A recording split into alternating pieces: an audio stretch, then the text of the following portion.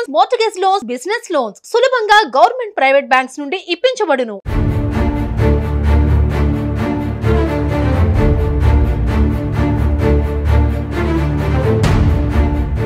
తిరుమల లడ్డూ ప్రసాదం తయారీలో వినియోగించే నెయ్యి కల్తీ వ్యవహారం నేపథ్యంలో ప్రాయశ్చిత్త దీక్ష చేపట్టిన డిప్యూటీ సీఎం పవన్ కళ్యాణ్ దీక్ష విరమణ కోసం తిరుమల చేరుకున్నారు.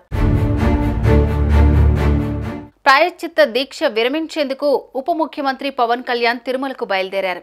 అలిపిరి పాదాల మండపం వద్ద పూజలు చేసిన అనంతరం కాలినడకన తిరుమలకు పయనమయ్యారు. పవన్ రాకతో కూటమి నేతలు, జనసేన కార్యకర్తలు భారీగా తరలివచ్చారు. దీంతో పోలీసులు పటిష్ట బందోబస్తు ఏర్పాటు చేశారు. బుధవారం ఉదయం పవన్ కళ్యాణ్ శ్రీవారిని దర్శించుకుని ప్రాయశ్చిత్త దీక్ష విరమిస్తారు. అనంతరం అన్నప్రసాద కేంద్రాన్ని పరిశీలించనున్నారు.